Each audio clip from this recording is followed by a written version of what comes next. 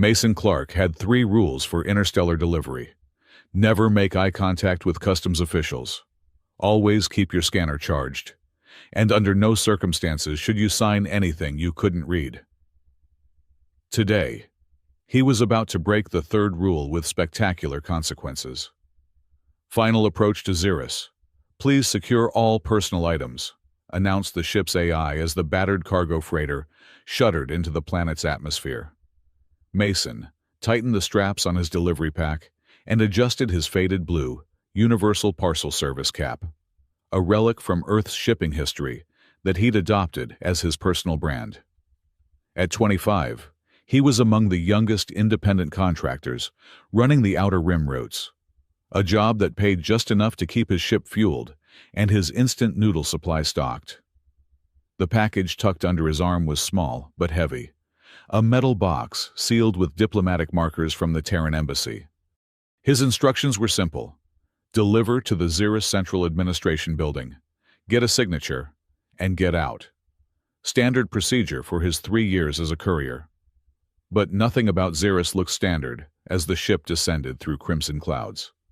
The spaceport sprawled across an arid plateau, surrounded by towering structures that resembled the skeletal remains of ancient beasts. Landing pads swarmed with creatures of all conceivable anatomies, most at least a head taller than the average human.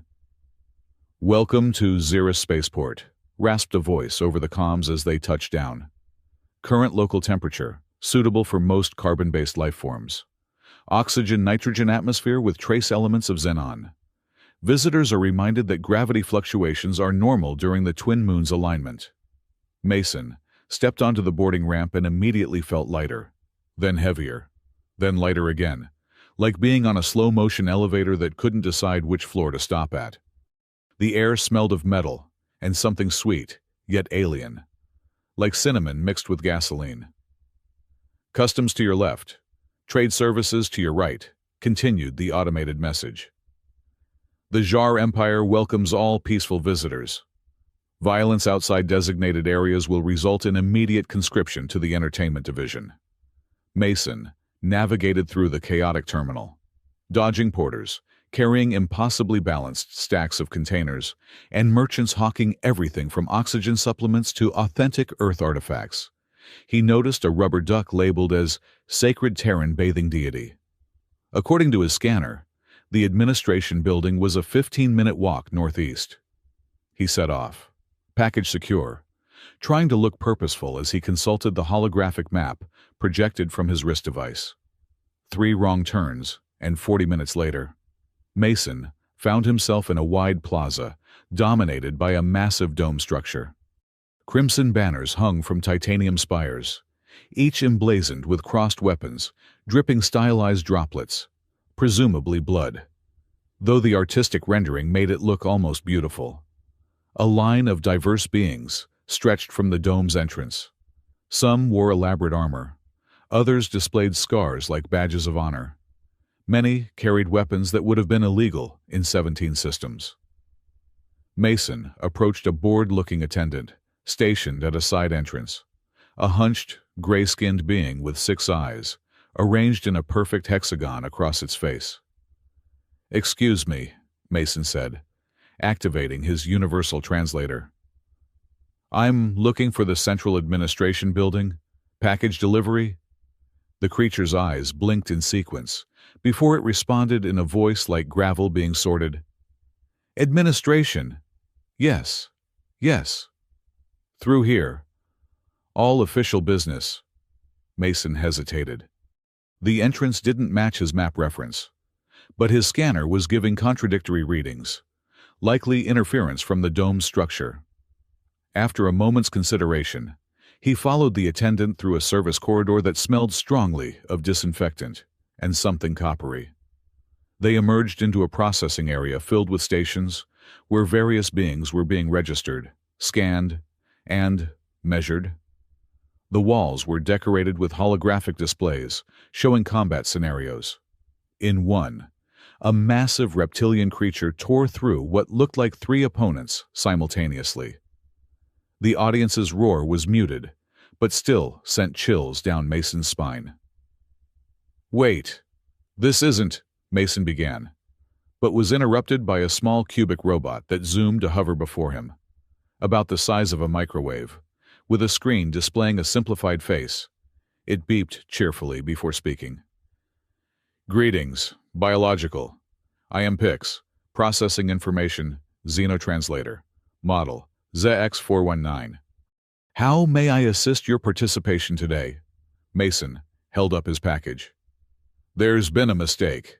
I'm just delivering this to the administration building. Pix's screen flashed with scrolling text before responding.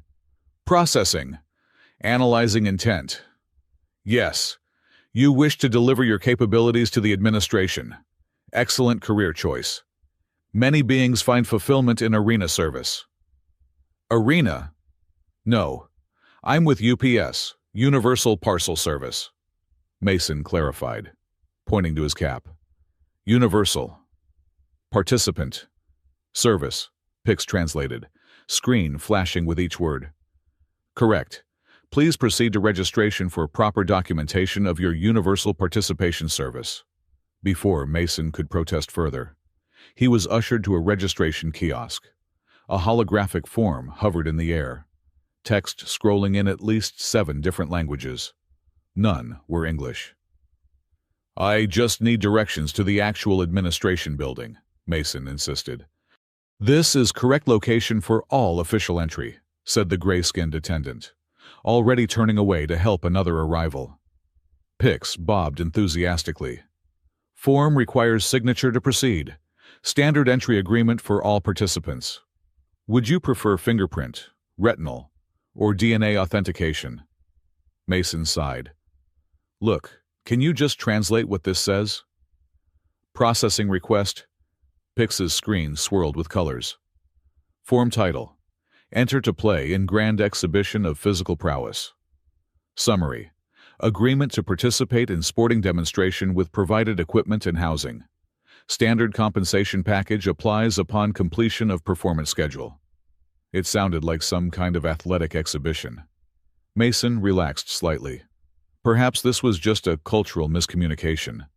Maybe the administration building was part of this complex.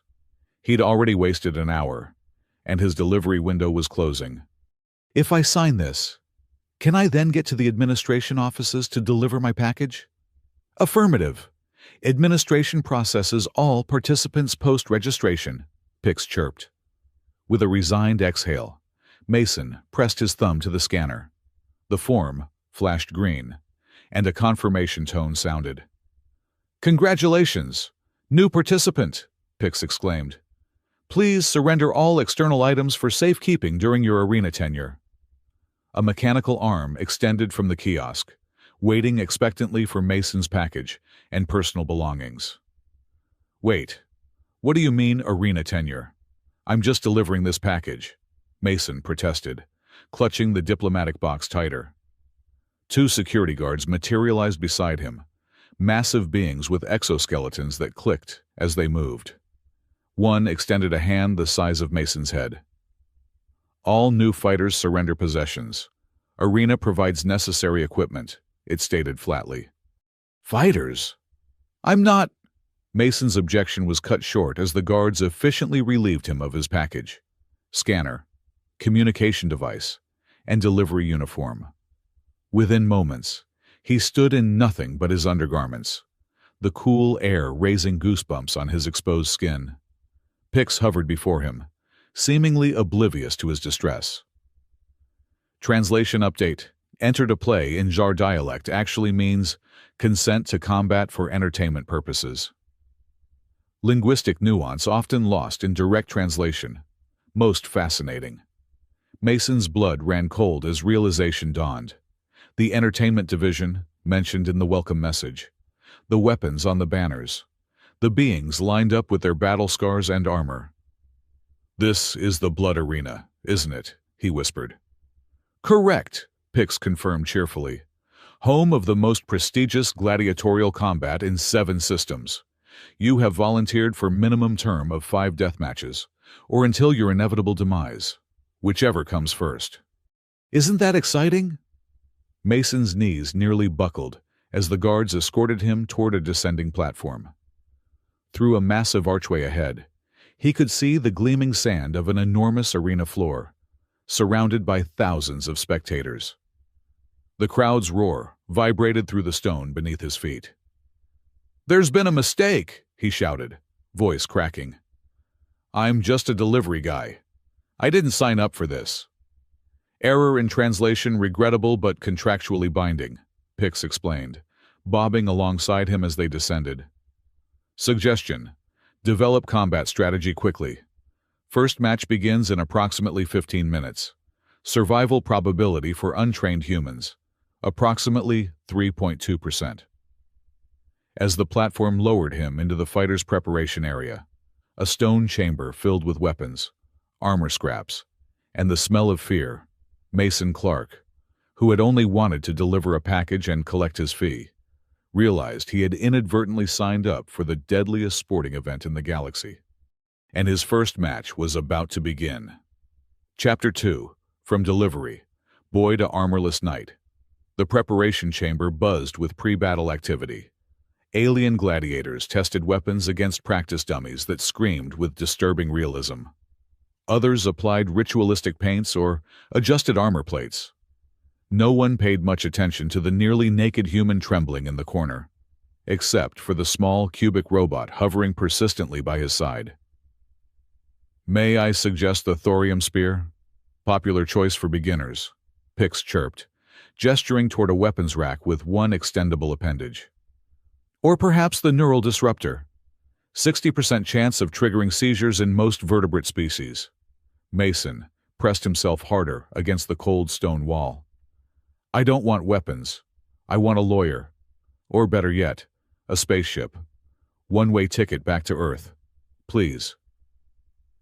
"Legal representation unavailable until completion of contractual obligations," Pix responded cheerfully. "Spaceship acquisition possible upon achieving champion status. Only requires winning approximately 47 consecutive matches. Current house odds against human survival, 250 to 1. A thunderous roar from the arena above shook dust from the ceiling. Mason flinched. "What exactly am I fighting?" he asked, his voice barely above a whisper. Pix's screen flickered through several images before settling on a hulking quadrupedal creature with bone plates protruding from every visible surface. First opponent, Gornax, juvenile bone crawler from Sigma Draconis. Primarily attacks with extendable jaw and armored tail. Carapace resistant to most puncture weapons. Vulnerable areas include... "Wait, that's a juvenile?" Mason interrupted, eyes widening at the image of a creature that looked bigger than a rhino. "Indeed. Adults typically 3 times larger. Juvenile selected for introductory match as gesture of arena hospitality." "How thoughtful," Mason muttered. He scanned the preparation room desperately.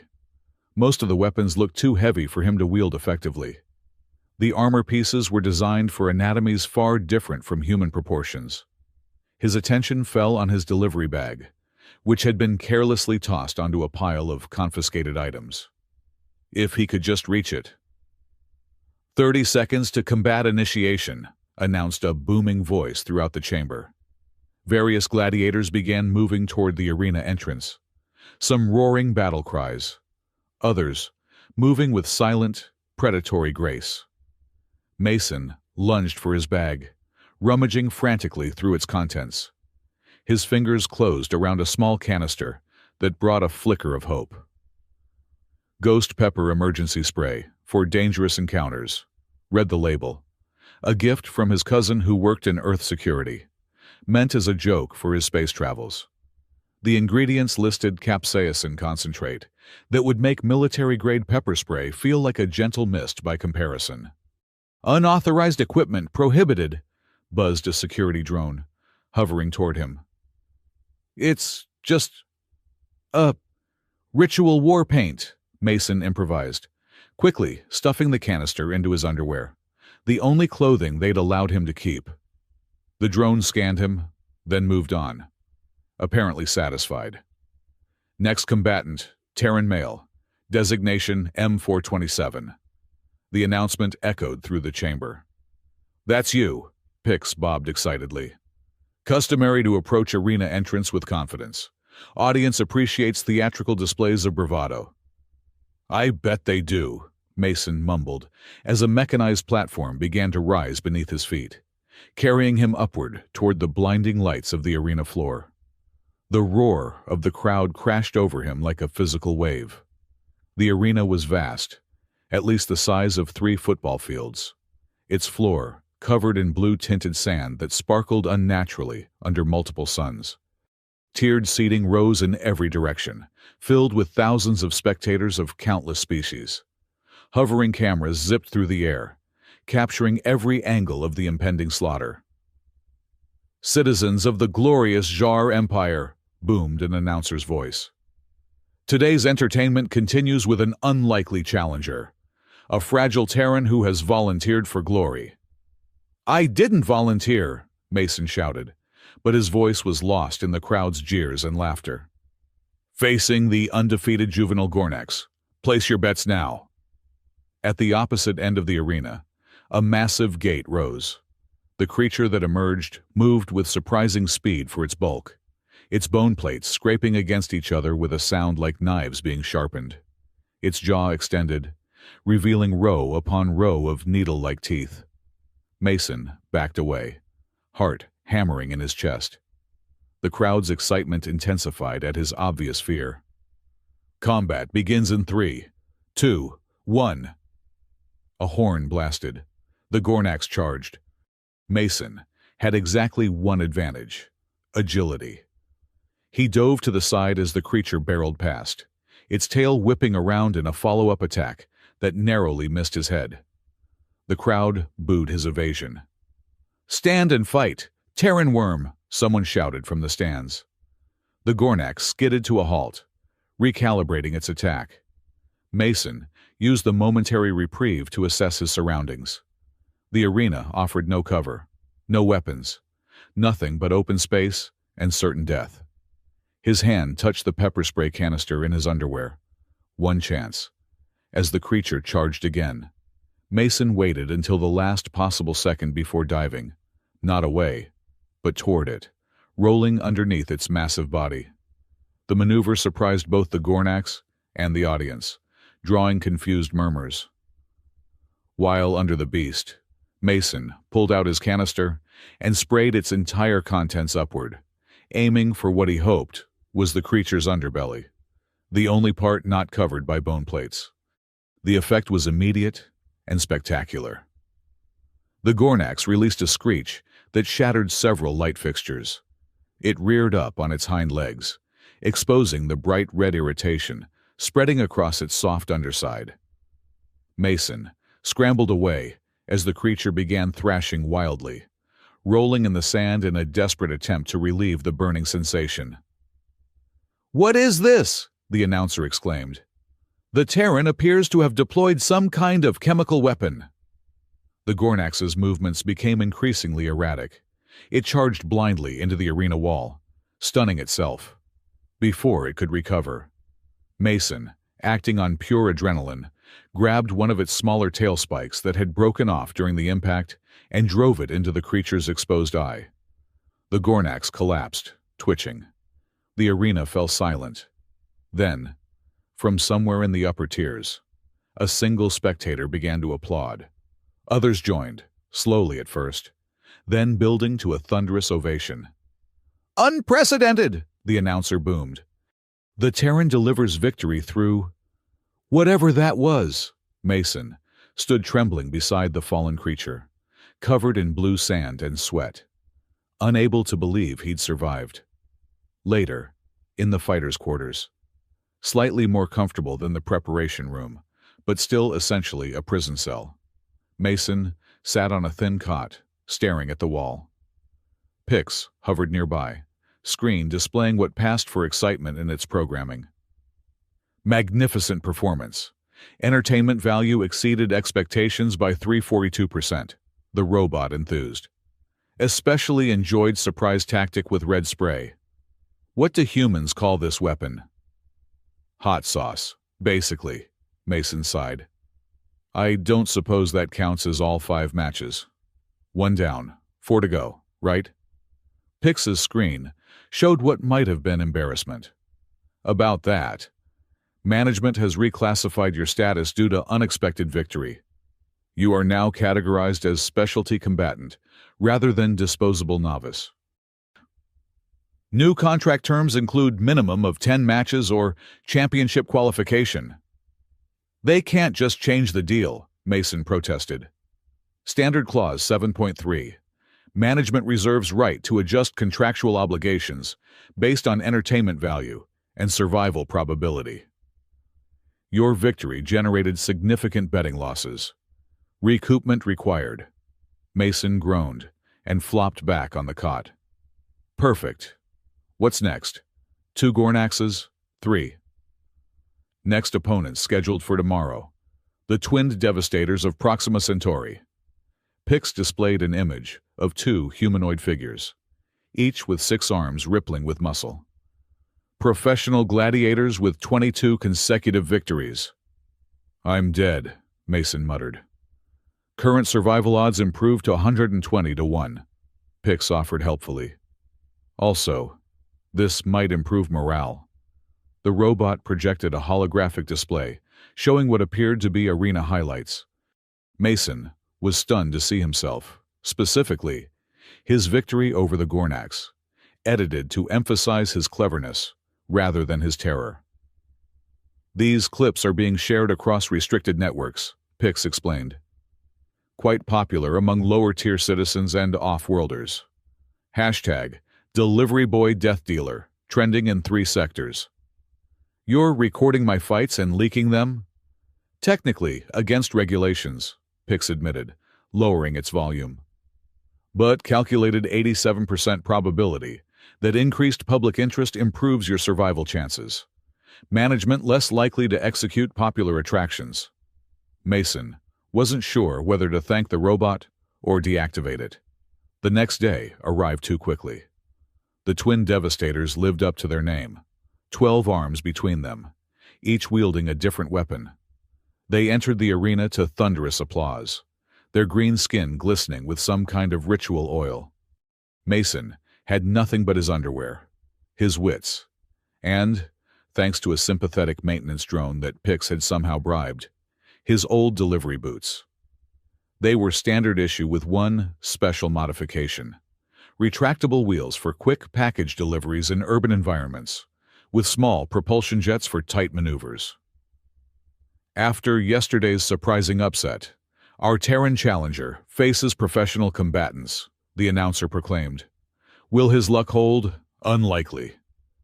The twins attacked in perfect coordination, one going high while the other went low.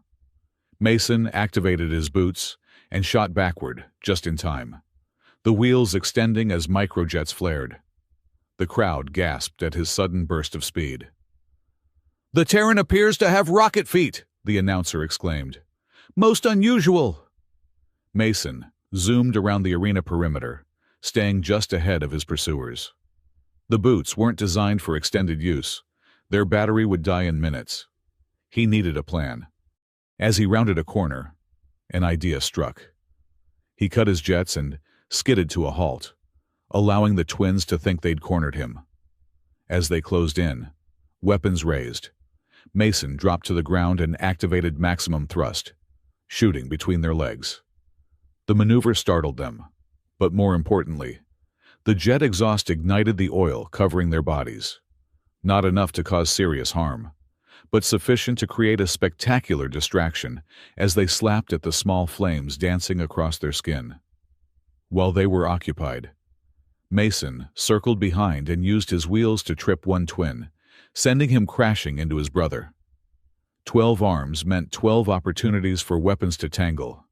In the confusion, one twin accidentally embedded an axe in his brother's shoulder.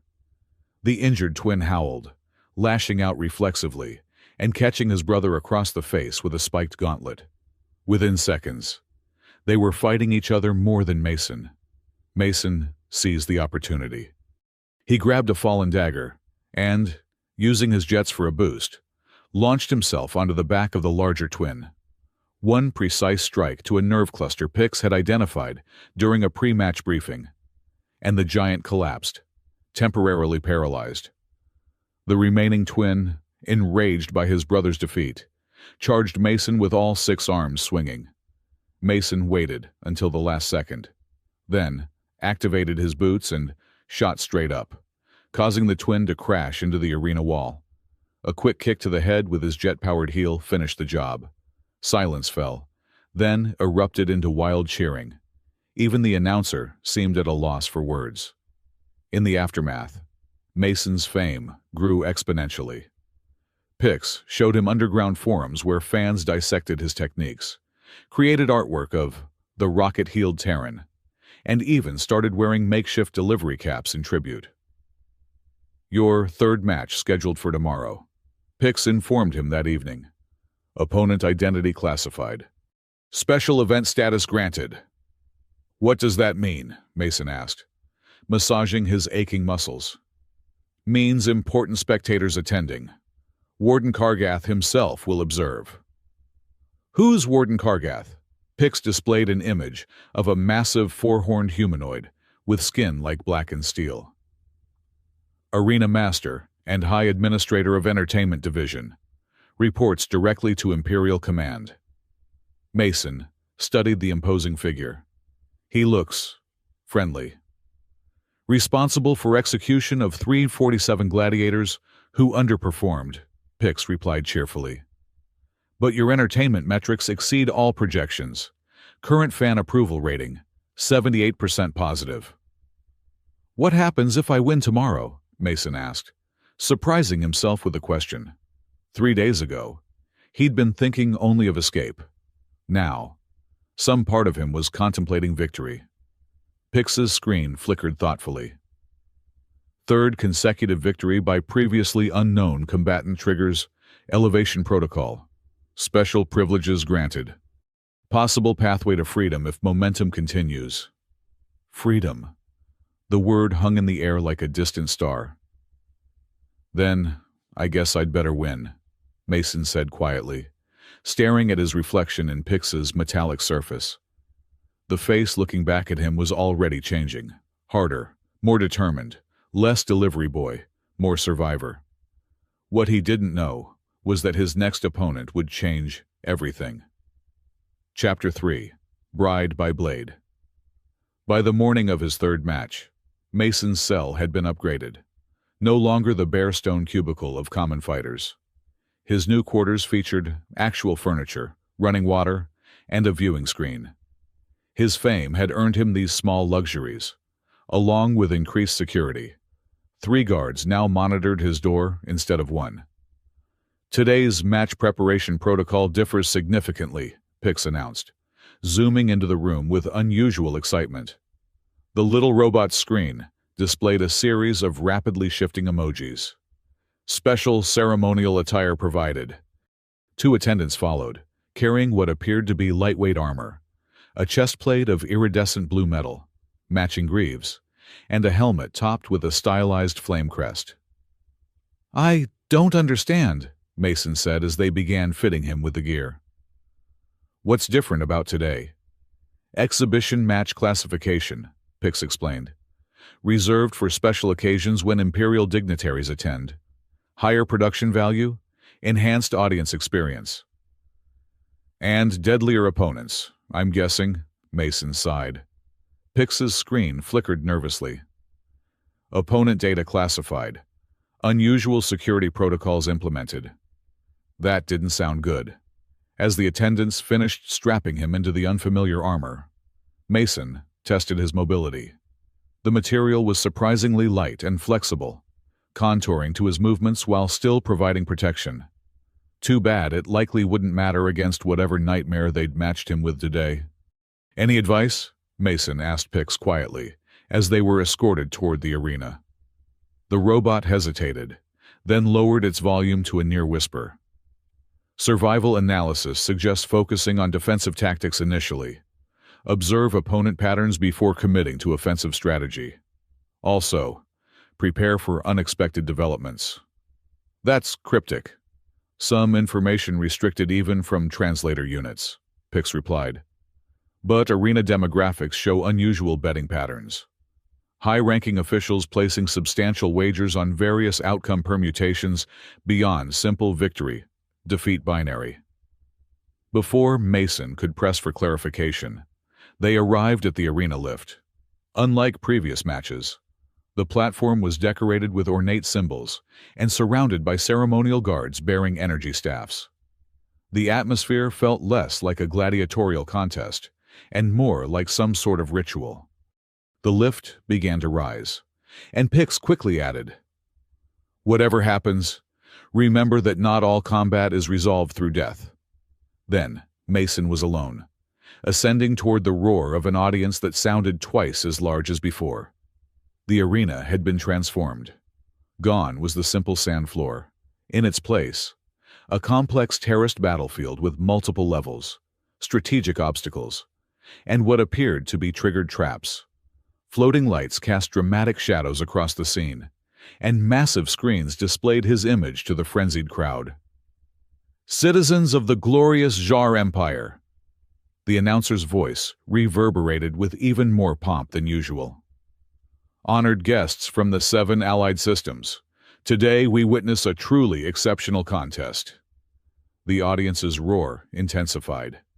Mason spotted a luxury box where several imposing figures sat watching. In the center, unmistakable with his 4 horns and black metallic skin, sat Warden Kargath. Even from a distance, Mason could feel the arena master's cold evaluation. The unexpected Terran sensation, victor of 2 impossible matches, faces his greatest challenge. A spotlight focused on Mason, and he tried not to squint or look as terrified as he felt. On the screens, his expression appeared determined, almost heroic. The Pix-created myth of the fearless human gladiator had taken on a life of its own. And now, for the first time in 3 cycles, direct from the Imperial training grounds, the undefeated shadow of Jar, the veiled vanquisher. A platform opposite Mason began to rise. The figure standing upon it was humanoid, but taller than an average human, clad in obsidian armor that seemed to absorb light rather than reflect it. A helm concealed their features, with only glowing violet eyes visible through the visor. They carried dual crescent blades that hummed with energy. The scourge of the outer territories. Death's shadow.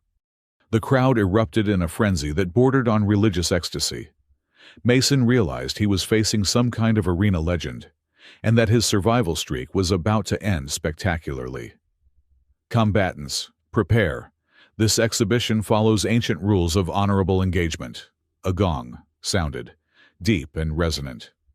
Mason's opponent stepped forward with liquid grace, weapons glinting in the arena lights, not charging, but advancing methodically, evaluating. Mason took a defensive stance, trying to recall everything he'd learned from the arena training simulations he'd been allowed to access.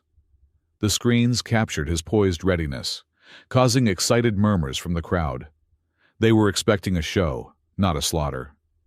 The first attack came with blinding speed, a feint followed by a sweeping low strike that would have severed Mason's legs if he hadn't jumped at the last second. He rolled away, barely avoiding the follow-up slash. His opponent was testing him. Mason realized, playing with him. The crowd cheered at the exchange, appreciating the dance even as they anticipated its bloody conclusion. For 10 minutes, that felt like hours. Mason managed to survive through a combination of desperate evasion and the protective armor. He landed no meaningful counterattacks, but his continued survival was victory enough. Each near miss drew gasps and cheers from the increasingly engaged audience. "The Terran displays remarkable resilience," the announcer proclaimed. "But Death's shadow is merely warming up." As if triggered by these words, his opponent increased the intensity. The dual blades became a hurricane of lethal edges. Mason felt a sharp sting as one blade sliced across his arm.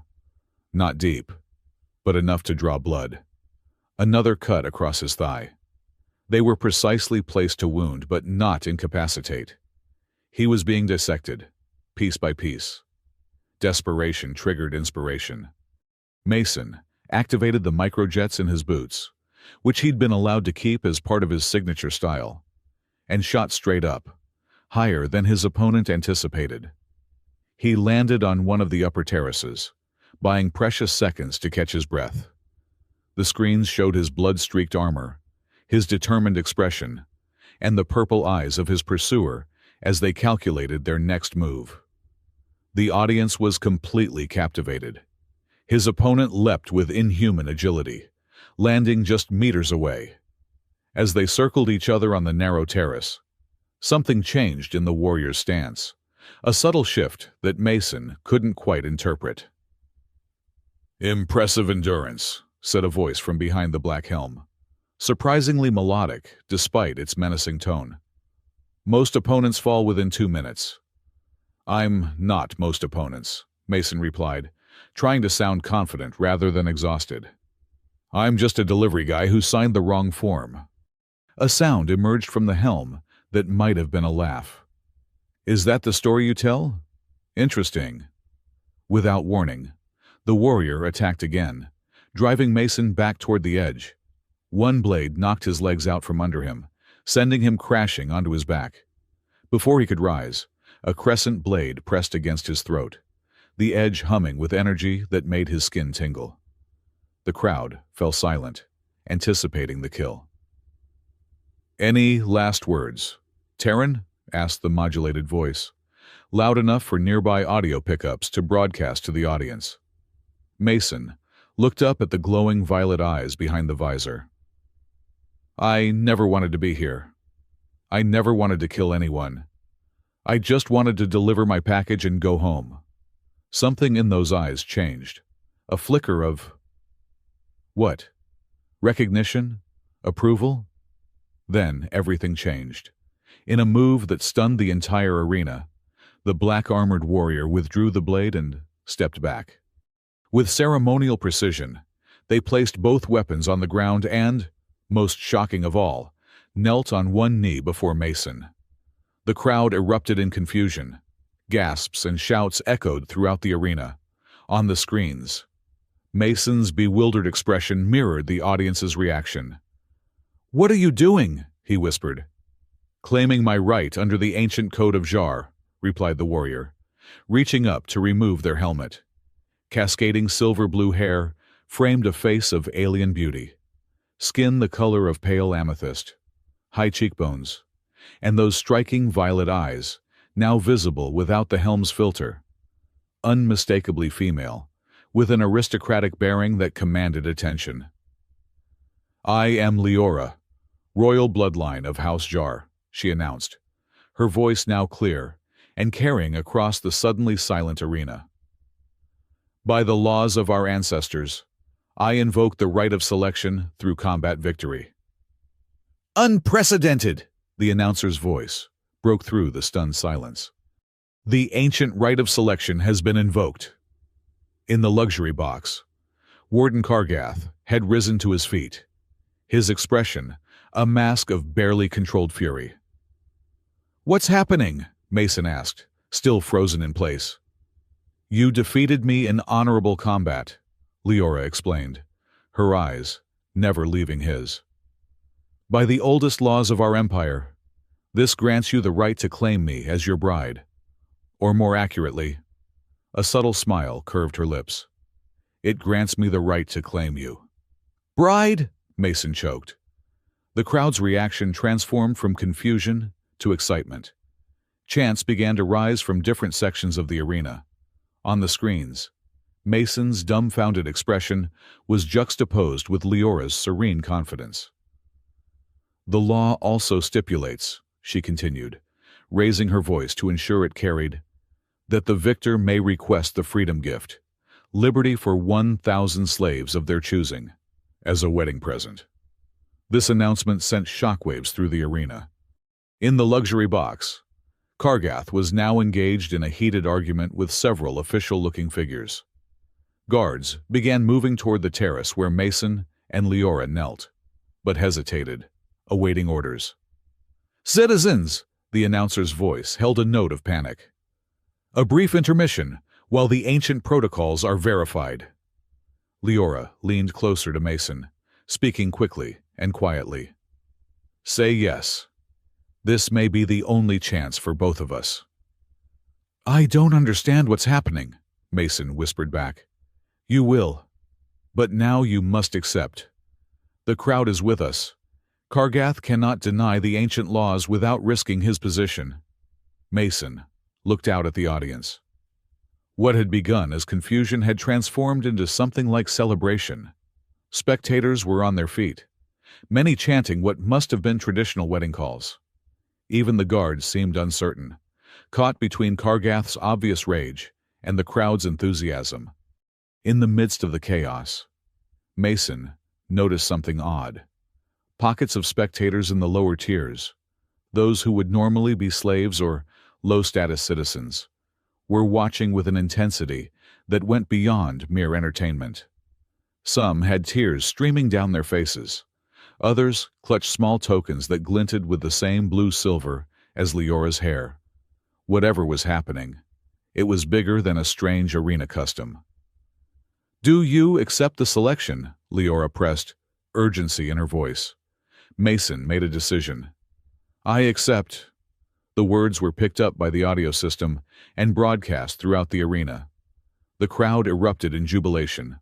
On the main screen, Leora's face broke into a genuine smile that transformed her from intimidating warrior to radiant bride-to-be.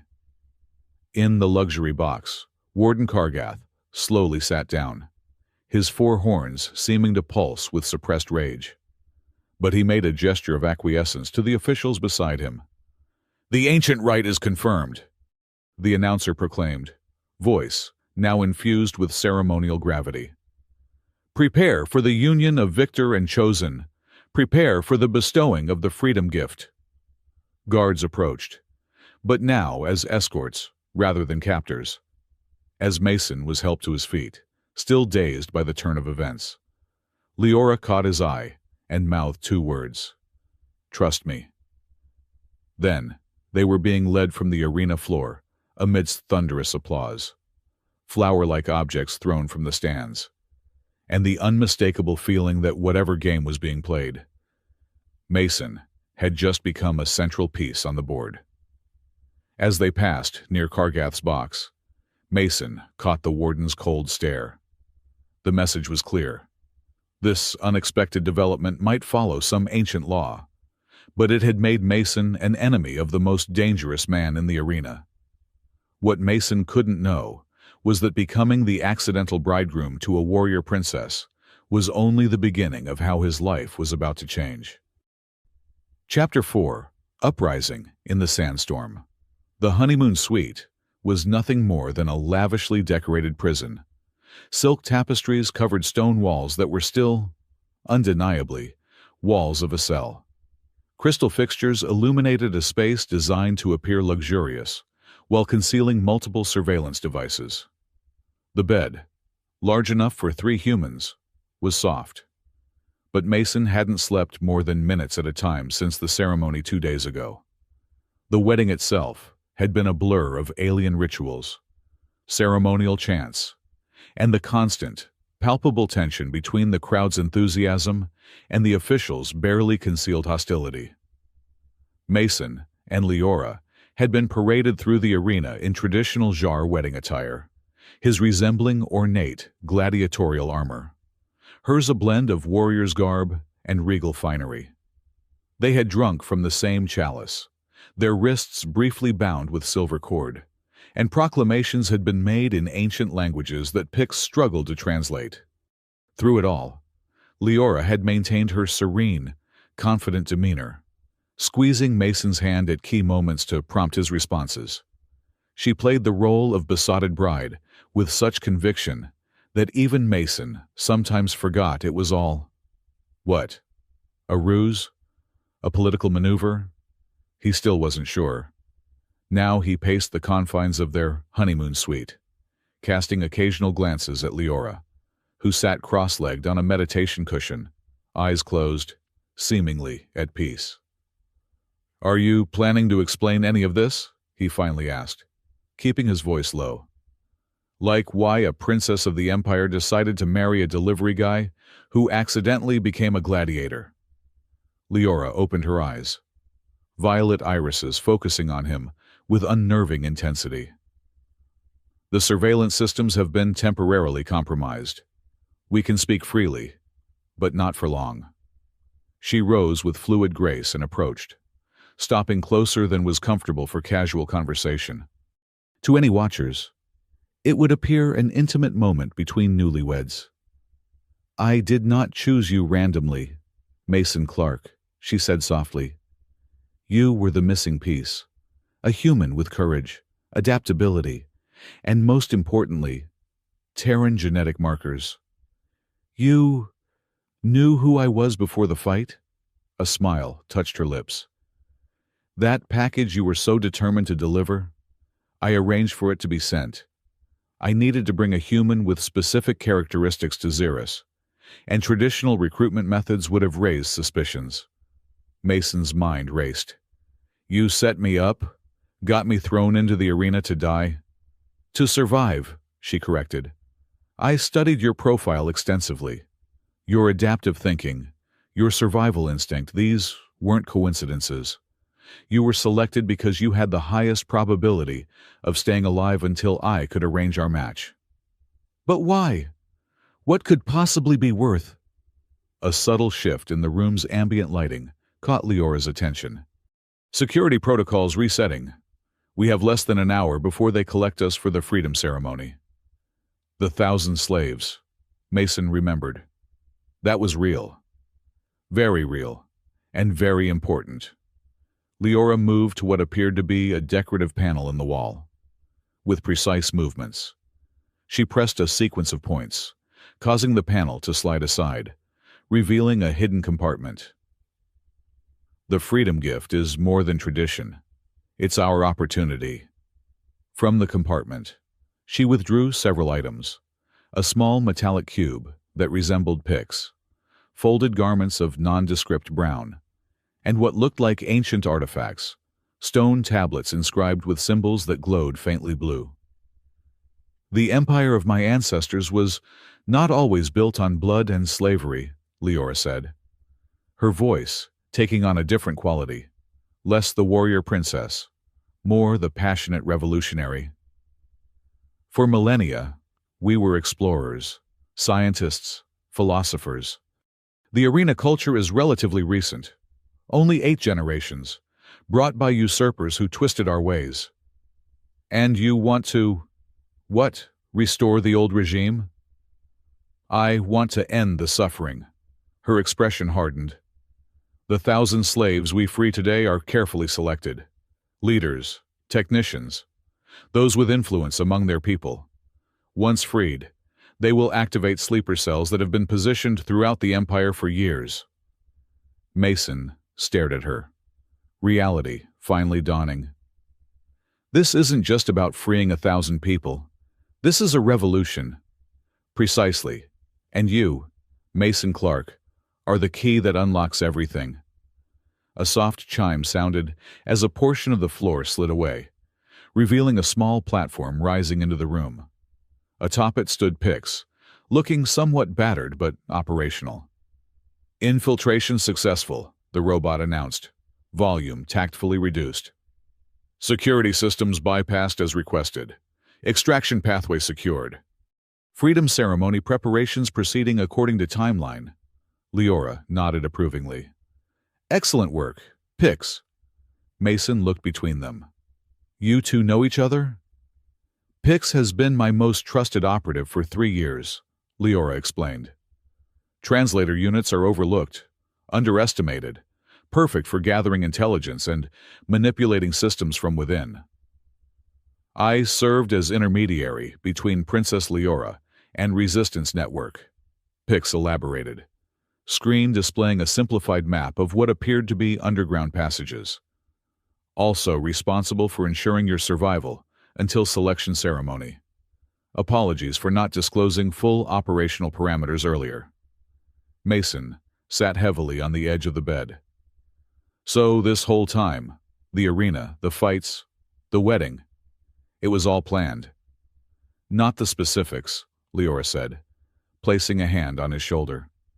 We created the opportunity, but your victories were your own. Your methods were unexpected and quite impressive. But why me? Why do you need a human specifically? Leora held up one of the stone tablets. Symbols crawled across its surface like living things, responding to her touch. Because of these, the artifacts of my true ancestors, not the butchers who rule now. They respond only to certain genetic signatures, and the closest match in 7 systems is human.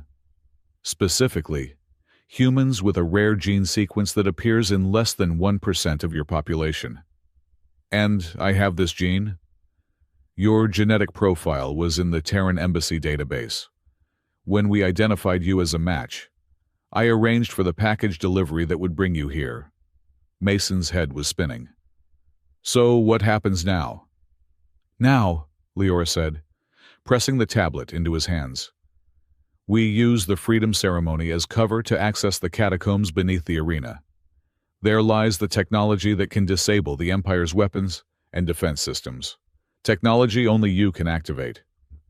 The tablet warmed in Mason's hands, the symbols rearranging themselves, somehow becoming almost readable despite being in no language he recognized. And if I refuse? He asked.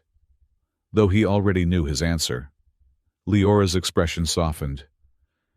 Then I miscalculated badly. But I don't think I did. You've seen the arena. You've witnessed the suffering. I believe you care. Mason Clark, delivery man from Earth. I believe you care enough to help end this. Their eyes held for a long moment, in hers. Mason saw something beyond the calculated revolutionary, vulnerability, hope. Perhaps even something more personal than politics. I'll help, he said finally. But I want your word that when this is over, I get a ship home. You have it, she promised, though something flickered across her face that Mason couldn't quite interpret. Pix interrupted, screen flashing with urgency. Security override failing. Guards approaching. Must resume appearances. Leora quickly returned the artifacts to their hiding place, keeping only one small tablet, which she slipped into Mason's ceremonial robe pocket. Keep this with you. When we reach the ancient chamber, you'll know what to do. As the door mechanisms began to activate, Leora pulled Mason into an embrace that would appear romantic to any observers. Against his ear, she whispered, "Whatever happens next, remember that freedom sometimes requires sacrifice."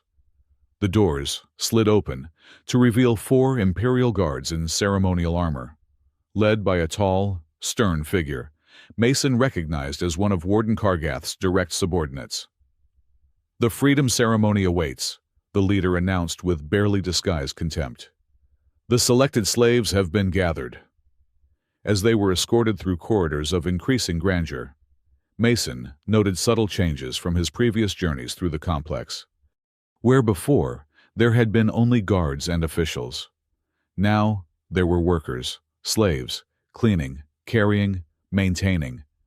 And in their eyes, as they caught glimpses of Leora and him passing, he saw something he hadn't noticed before. Hope.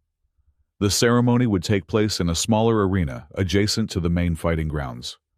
As they approached, Mason could hear the murmur of a crowd, not the bloodthirsty roar of spectators, but the hushed anticipation of people witnessing a rare event. "Follow my lead," Leora murmured. "When I give the signal, be ready to run." They emerged onto a raised platform overlooking a circular space, where 1,000 beings of various species stood in ordered rows. Despite their diverse appearances, they shared one common feature. Each wore a collar of dull metal that contrasted with their simple white garments. Warden Kargath stood on a higher dais, his 4 horns adorned with ceremonial rings. His expression, a masterpiece of political artifice, maintaining the appearance of honoring tradition while radiating barely contained fury. "The Freedom Gift is a sacred tradition of the Jar Empire," he proclaimed, voice carrying without apparent effort. "Today, as ordained by the ancient laws, 1,000 slaves receive this rare blessing in honor of the selection union." The ceremony proceeded with agonizing slowness. Ritual words spoken, symbolic keys presented. Representatives from each group of slaves brought forward to receive tokens of freedom. Throughout, Mason felt the weight of the tablet in his pocket and the weight of Leora's plan on his shoulders. At precisely the moment when Kargath raised the ceremonial freedom scepter, a gesture that would officially release the collars, Leora squeezed Mason's hand 3 times in rapid succession. Several things happened simultaneously. The slave collars deactivated, but instead of simply releasing, they transformed, the dull metal breaking apart and reforming into small communication devices that attached to each freed person's wrist. Pix, who had been hovering innocuously nearby, suddenly projected an intense light pattern that disrupted the security systems. And, most dramatically, from within the crowd of newly freed slaves, small devices were activated that created a swirling, blinding sandstorm inside the ceremonial arena. "Now!" Leora shouted, pulling Mason toward a section of floor that had opened beneath where they stood. As they dropped into darkness, Mason caught a glimpse of chaos above. Guards struggling to see through the artificial storm. Freed slaves moving with practiced precision rather than panic. And Warden Kargath's face contorted with realization and rage. They landed on a cushioned platform in a tunnel bathed in ancient blue light. Around them, selected members of the freed slaves were already gathering, many shedding their simple garments to reveal combat gear underneath. "Phase 1 complete," announced a tall, scarred individual whom Leora greeted with a warrior's clasp of forearms. "Diversion forces deployed. Primary targets acquired." "Excellent, Koram," Leora replied. "Begin Phase 2. We have 18 minutes to reach the core chamber." As they moved swiftly through the tunnels, clearly part of some ancient structure that predated the arena above, Mason noticed something symbolic happening among the revolutionaries. They were tearing strips from their white freedom garments and binding them around their upper arms. The fabric, smeared with dust and in some cases blood from their escape, transformed from symbols of submission into badges of rebellion, white stained red. "We've planned this for years," Leora explained as they ran. "Each freed person has a role. Some create diversions, others secure escape routes. Many will free additional slaves from the lower levels." "And us?" Mason asked, clutching the tablet that grew warmer with each step deeper into the complex. "We're heading for the heart of it all." Her expression was grim but determined. "The technological core that powers not just the arena, but the entire control system of the Empire." Pix zoomed ahead, projecting a map of their route. Ancient chamber located exactly as historical records indicated. Energy signatures increasing. System appears dormant but functional. As they descended through layers of increasingly ancient architecture, Mason felt the tablet in his hands pulsing like a heartbeat. The symbols had rearranged again, now forming patterns that seemed to match markings on the walls around them. "It's responding to the environment," he observed. "And to you," Leora said. "The connection grows stronger as we approach the chamber. Only one with the compatible genetic signature can safely activate the core." They reached an enormous door, covered in the same flowing symbols as the tablet. Mason didn't need instructions. He simply placed the tablet against the center of the door. The symbols aligned, glowed bright blue, and the massive door slid open with a sound like a final breath held for centuries. Inside, was a chamber that defied the brutality of the arena above. Elegant architecture curved around a central platform, where a sphere of swirling blue energy hovered, suspended in a field of light. The technology was clearly ancient, yet somehow felt more advanced than anything in the modern empire. "The true heart of Jar," Leora whispered with reverence. "Not the arena or the palace, but this, the harmony core created by my ancestors, corrupted and hidden away when the usurpers took power." Mason approached the sphere, drawn by an inexplicable connection. The symbols from the tablet now appeared in the air around him, responding to his presence. "What am I supposed to do?" he asked. "Place your hands on the core," Leora instructed. "Your genetic signature will reactivate the original programming, replacing the corruption with the true purpose of the technology." As Mason reached toward the sphere, alarms suddenly blared throughout the chamber. On a communication panel near Leora, images appeared showing armed forces storming through the tunnels, led by Warden Kargath himself. "They've tracked us faster than anticipated," Leora said, her voice tight. "We need to hurry."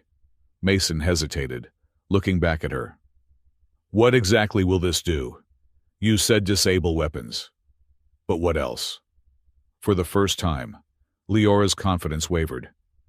"It will reset the entire technological infrastructure of the Empire. Some systems will fail.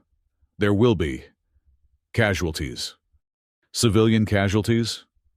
"Primarily among the ruling class whose implants connect directly to the corrupted system," she admitted. "But the alternative is generations more of slavery and arena deaths." Mason's hands hovered near the sphere.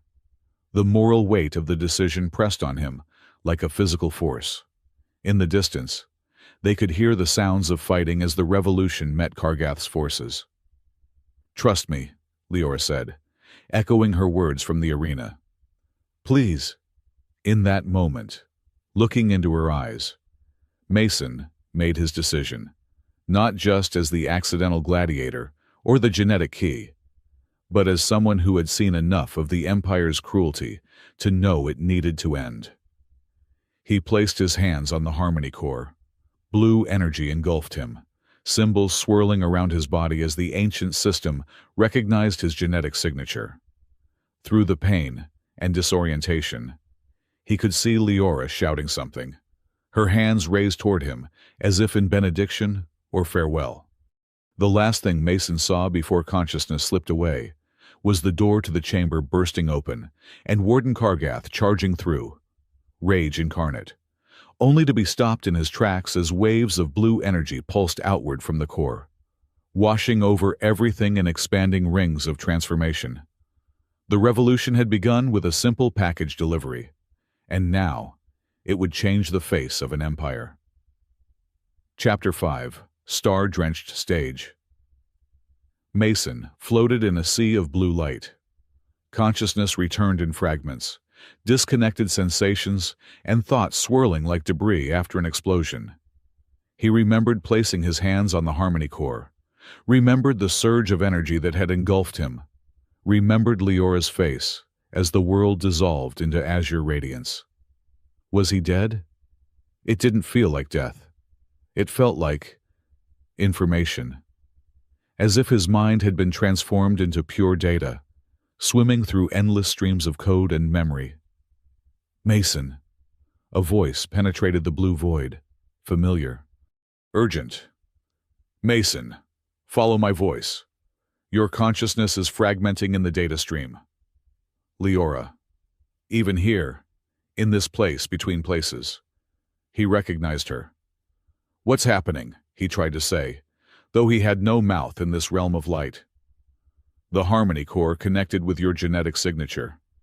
But the system has been corrupted. It's pulling you in, trying to assimilate your consciousness as a new processing node." Mason focused, forcing his scattered awareness to coalesce. Gradually, the blue void resolved into a vast digital landscape, a representation of the core's inner workings. And there was Leora, or rather, a version of her. Her consciousness projected into this same virtual space, her form outlined in silver light. "How are you here?" he asked. "I initiated a partial neural link when the core activated," she explained. "It was the only way to guide you through this. But we have little time. Your physical body remains in the chamber, and Kargath's forces are trying to breach the energy barrier the core created around us." As his awareness sharpened, Mason began to perceive the true nature of their situation. They weren't simply inside a computer system. They were interacting with something far more advanced, more alive. The flowing symbols he'd seen on the tablet and chamber walls were here too, forming complex patterns that seemed to constitute a language of pure thought. "This is the true technology of my ancestors," Leora said, sensing his realization. "Not merely machines, but a symbiosis of consciousness and computation. The Harmony Core was designed to connect minds, to foster understanding across species and cultures." Then, how did it become? Mason searched for words. Corrupted, weaponized, twisted into a tool of oppression. Leora's digital form rippled with emotion. "That is what we must now correct. Look." She gestured, and the blue landscape parted to reveal what appeared to be a massive, pulsing crimson structure, embedded within the serene blue architecture, like a tumor within healthy tissue. Within this red nexus, Mason could perceive a consciousness, ancient, cold, calculating. "The Arena Core," Leora explained. 8 generations ago, when the usurpers seized power, they captured one of our most brilliant scientists, Arkath, my ancestor. They forced him to modify the Harmony Core, to create a system that would maintain their control through fear and blood. The Arena Core was born, an artificial intelligence programmed to ensure stability through selective elimination. Mason understood. The arena isn't just entertainment. It's population control. Social engineering through blood sport. Precisely. And Warden Kargath isn't truly its master. He's its most favored puppet. The Arena Core selected him, enhanced him, uses him as its primary physical interface with the world. As if summoned by their discussion, the red nexus pulsed violently, and a figure began to form within it, a digital representation of Kargath. His 4 horns, now resembling antennae, connecting to the Arena Core's central mass. "Insurgents detected within primary systems," the digital Kargath announced, his voice overlaid with mechanical harmonics. "Corruption protocol initiated, assimilating foreign consciousness." Tendrils of crimson code lashed out toward Mason and Leora. She reacted instantly, generating a shield of blue light that intercepted the attack. "We must act quickly," she said, strain evident in her voice. "Your genetic signature has partially reactivated the original Harmony protocols. But the Arena Core remains dominant. To restore the system, we need to reach the central nexus and initiate a complete reset." "How do we do that?" Mason asked, instinctively trying to back away from another lash of red energy. "Follow me, and prepare yourself. In this realm, thought becomes reality. Intention becomes action." Leora streaked forward through the digital landscape, her form leaving trails of silver light. Mason focused his will and followed, surprised at how naturally movement came once he stopped thinking in physical terms. Together, they dove deeper into the system, evading the Arena Core's attacks while navigating toward what Leora identified as the central nexus, the point where all systems converged. As they traveled, Mason became aware of the physical consequences of their digital battle. Through brief flashes of connection to his body, he glimpsed the chamber around them, the Harmony Core now a whirling storm of energy. The floor beneath it beginning to crack and shift as gravitational anomalies warped the very structure of the arena above. "The core's power is bleeding into physical space," Leora explained. The gravitational distortions will continue to intensify as long as the system conflict persists. They reached what appeared to be a vast digital chasm, separating them from a shimmering sphere that must be the central nexus. Behind them, the digital Kargath approached, now accompanied by a legion of red constructs resembling the arena's gladiators and guards. "We cannot outfight them in direct confrontation," Leora said. "But perhaps—" She turned to Mason, her digital form pulsing with urgency. "Your human unpredictability. The core cannot anticipate your thought patterns as easily as mine. You must create a bridge." "Create a bridge? How?" "Imagine it. Will it into existence. Your genetic connection to the original system gives you creation privileges that even I lack." Mason focused, trying to visualize a bridge spanning the chasm. But the arena core's forces were closing in, their presence distracting, threatening. "I can't concentrate with them bearing down on us." Leora made a decision. "I'll hold them off. You focus on the bridge." Before he could protest, she turned and flew toward the approaching army, her form expanding, becoming a barrier of light between Mason and the threat. The digital Kargath howled with rage as Leora engaged his forces, her consciousness fragmenting into multiple attack patterns that confused and disrupted the arena core's predictive algorithms. Mason poured everything into his task, visualizing not just any bridge, but a specific one, the Golden Gate Bridge from Earth, a symbol of connection from his homeworld. To his amazement, golden strands of code began to weave themselves across the chasm, forming the structure he envisioned. "Leora!" he called. "It's working!" She disengaged from her defensive position, quickly rejoining him. Behind her, the digital army regrouped, advancing relentlessly. "Go!" she urged. "Cross to the Nexus." They raced across the Golden Bridge, the central nexus growing closer. But as they neared the far side, the digital Kargath made a desperate move, targeting not them, but the bridge itself. Crimson spears of code struck the structure, causing it to begin dissolving beneath their feet. Mason leapt the final distance, landing safely on the platform surrounding the nexus. He turned back to see Leora still on the bridge as it collapsed, her digital form faltering, parts of her consciousness beginning to disperse into the void below. "Leora!" Without thinking, he reached out, extending his own consciousness like a lifeline.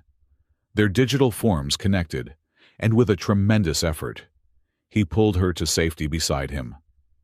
The central nexus hovered before them, a perfect sphere of swirling code, both red and blue elements in constant conflict, neither able to fully dominate the other.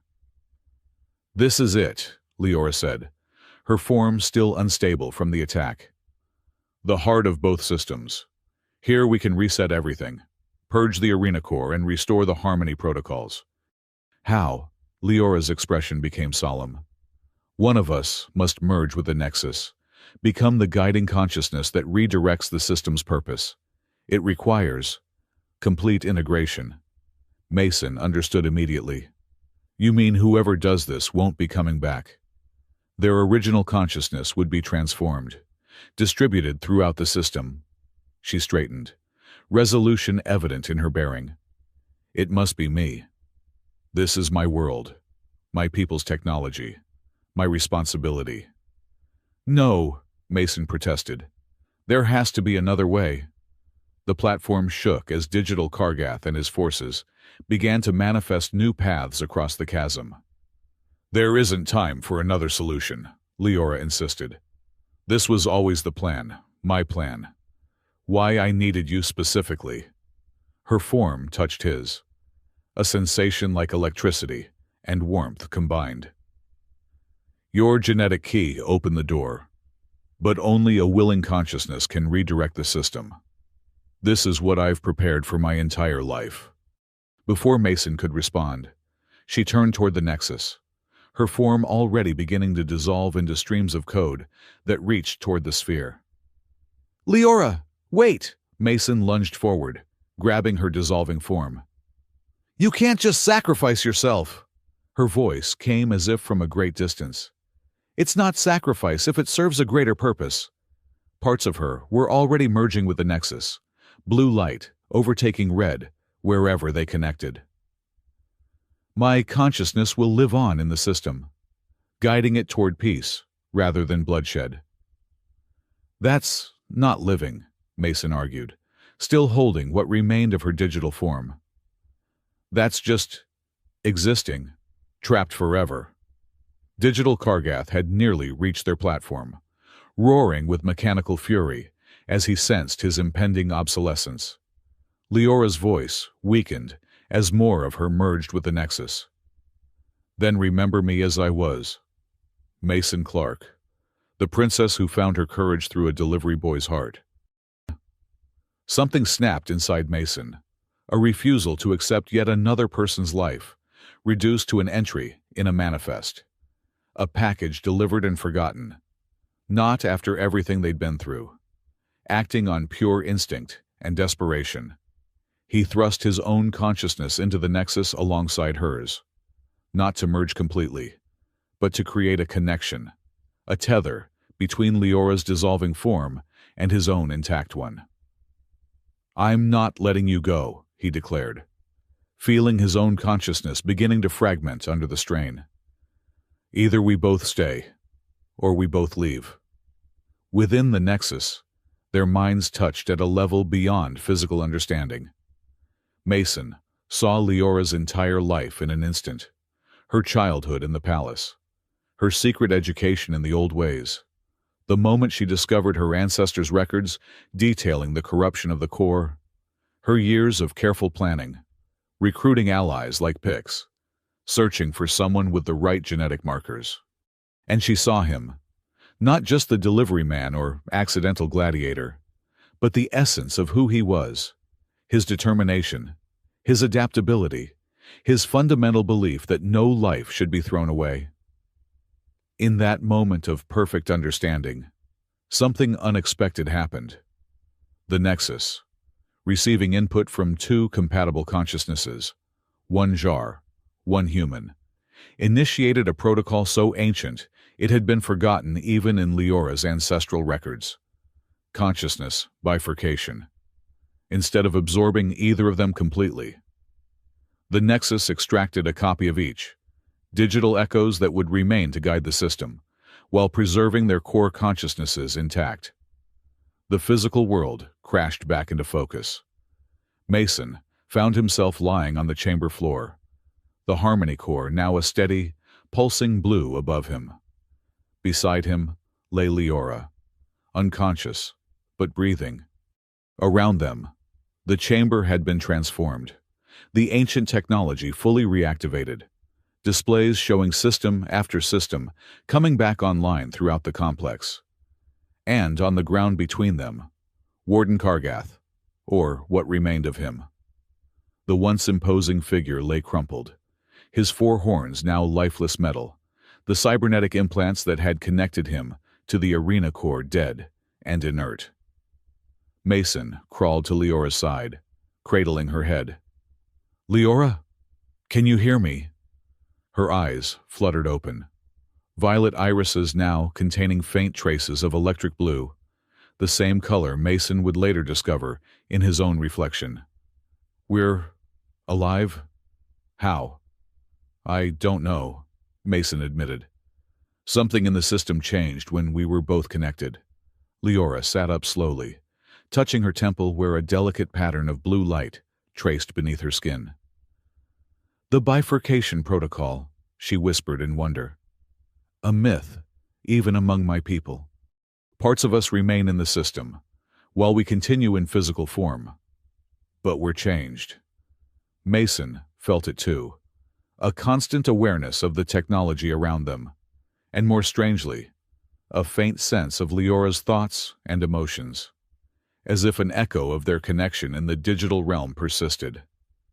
"Tech bonded," Leora said, reading his confusion. "Our consciousnesses are partially synchronized now. Not telepathy exactly, but a connection." Before they could explore this further, Pix zoomed into the chamber, screen displaying rapid sequences of data. System transformation 87% complete. Arena infrastructure repurposed. Slave control systems deactivated throughout the complex. Revolution proceeding with 63% fewer casualties than projected. The little robot bobbed excitedly around them, then focused on their changed appearance. Detecting neural technical integration.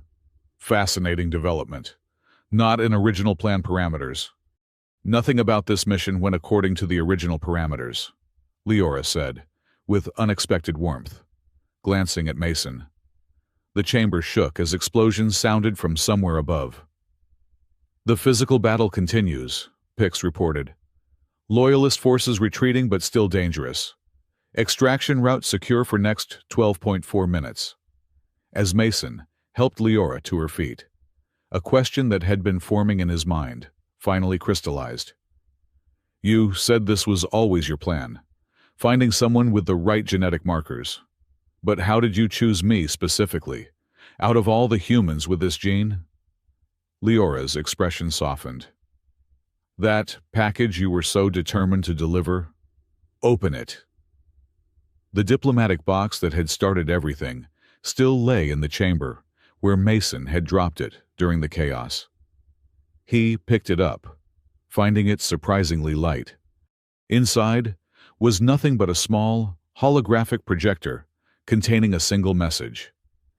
To the courier, brave enough to deliver this to Xeris. Your genetic profile indicates compatibility with ancient Jar technology. The sender requests your assistance in a matter of galactic importance. Return journey guaranteed.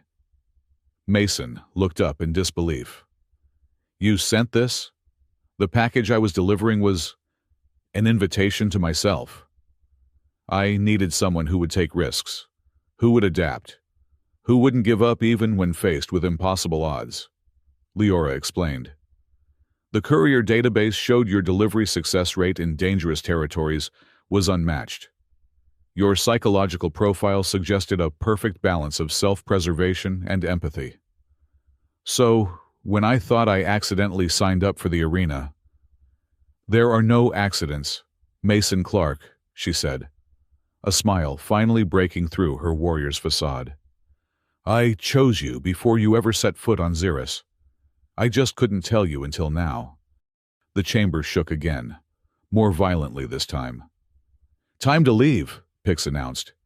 Structural integrity compromised, grand exit opportunity presenting itself. They made their way through corridors, now transformed by the reactivated ancient technology. What had been stone was revealed as advanced materials, dormant systems springing to life after centuries of suppression. Throughout the complex, freed slaves and resistance fighters were securing control, guided by the reborn Harmony Corps that now supported their efforts. They emerged onto the arena floor, no longer a place of death, but chaos of a different kind. The gravitational anomalies had intensified, creating a massive vortex above the central fighting grounds. Into this swirling portal, the arena's weapons, torture devices, and implements of control were being drawn, disappearing into what Leora explained was a localized space-time compression. The core is disposing of the tools of oppression, she said, raising her voice above the howling wind, compressing them into a singularity that will eventually be ejected into deep space. Across the arena, groups of freed beings were boarding transport vessels that had been seized from the Imperial hangars. The revolution was succeeding beyond even Leora's careful planning, aided by the Harmony Corps' reactivation. A sleek ship landed near them, its ramp extending in invitation. As they approached, Mason noticed something remarkable. The vessel's control systems responded to his thoughts, interfaces activating at his mere attention. The tech bond made him a part of the awakened technology around them. Where do we go now? He asked as they boarded, freed fighters joining them. Leora's eyes met his, the violet and blue in them, shining with possibility. Wherever we choose. The Empire has many worlds still under Arena Corps control, many people still suffering. A galactic honeymoon tour with a side of revolution, Mason suggested, surprising himself with the lightness he felt despite everything they'd been through. Something like that, Leora agreed, taking his hand. The connection between them pulsed, both physical and digital, both alien and familiar. Though perhaps liberation sounds more dignified than revolution. As their ship rose above the crumbling arena, joining a fleet of vessels carrying newly freed beings of all species, Mason looked back at the planet that had changed him forever. What had begun with a misunderstood form and a package delivery had transformed into something he could never have imagined. He was no longer just Mason Clark, interstellar delivery man. He was part of something larger, a movement, a connection between worlds, and most unexpectedly, a partnership forged in the unlikeliest circumstances. "Next stop?" Pix chirped, hovering between them at the ship's controls. Mason and Leora exchanged a glance, their tech bond humming with shared purpose. "The nearest arena world," they said in unison, as the stars opened before them. Sometimes, the most important deliveries are the ones you make yourself.